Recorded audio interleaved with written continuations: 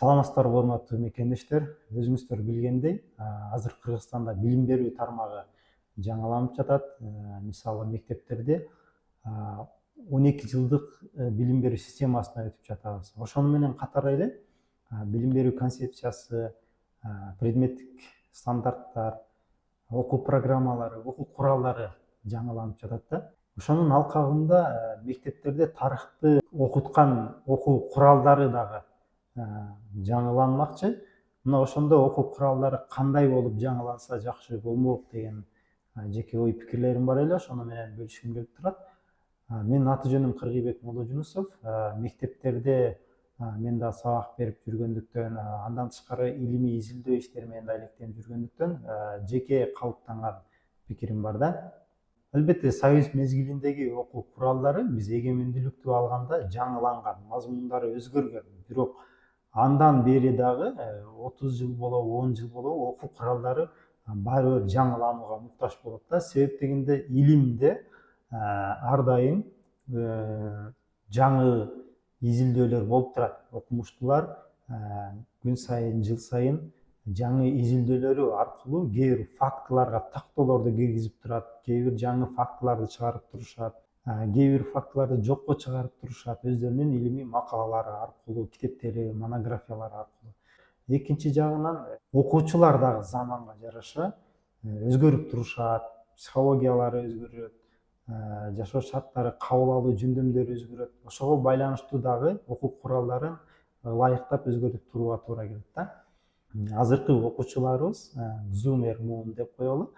Алар маалыматтык, санариптик доордо жашап жатышат. Күн сайын ар кандай бир кыска видеолор, сүрөттөр, маалыматтар менен курчалып, оролуп, туткундалып турган шартта биз кантип билим бере алабыз деген маселе бар да.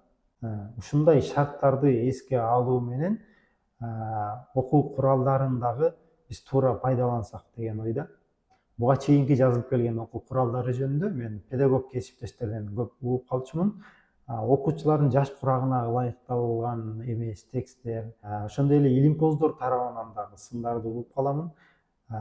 Илимде жалпы кабыл алынган фактылар гана кириши керек болсо, кээде болсо божомолдор кирип кеткен, же болбосо бир автордун ой толгоолору кирип кеткен дегендей нерселер бар да. Ушул нерселер дагы эске алынып окуу куралдары жазылышы керек экен. Окуу куралынын тексти окуучунун жаш курагына ылайыкталып жазылыш керек.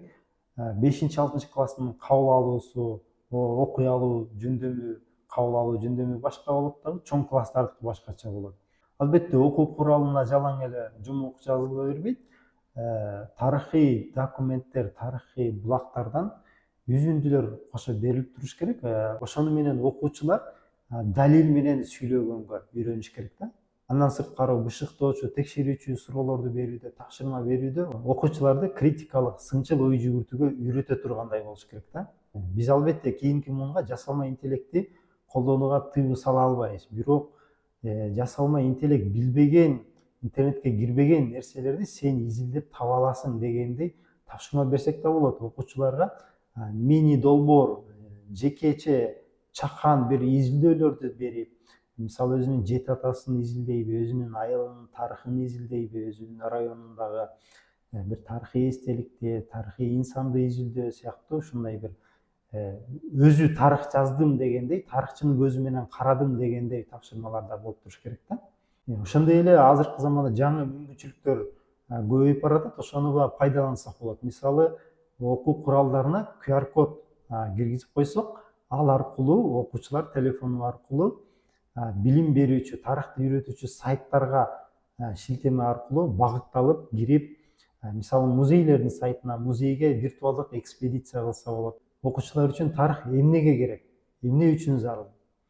Биздин эл буга чейин ким элек, ким болчубуз, кандай жолдорду басып өтүп, биз азыр ким болдук, кандай болдук?